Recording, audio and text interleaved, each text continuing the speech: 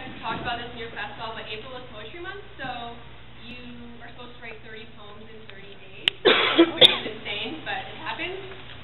So all my poems are from that, I think. Yeah.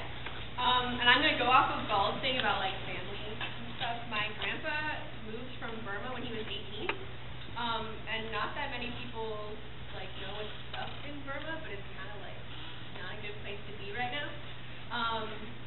So this poem's about that. And this woman, she won the Nobel Peace Prize a couple years ago. Her name's Aung San Suu Kyi. And so this is called Aung San Suu Kyi wins the general election. CNN switches between Burma and Myanmar every other paragraph. 1.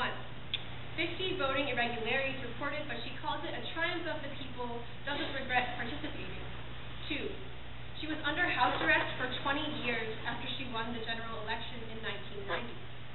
3. When my great-aunt came to visit us, the government seized her house and held it by the scruff of its neck like a small cat, just in case she decided she didn't want to come back. 4. The last time I asked my mother why we couldn't go see Burma, she said she didn't want her money to go to a government like that.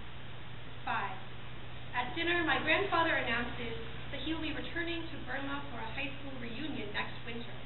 The table is quiet, except for his wine glass as he twirls it between two of his fingers. 6. Last week, I said something about my grandfather being from Burma, and my friend folded his face up like a fist and told me he didn't think that was what they called it there anymore. I tell him I just say whatever my grandfather says. 7.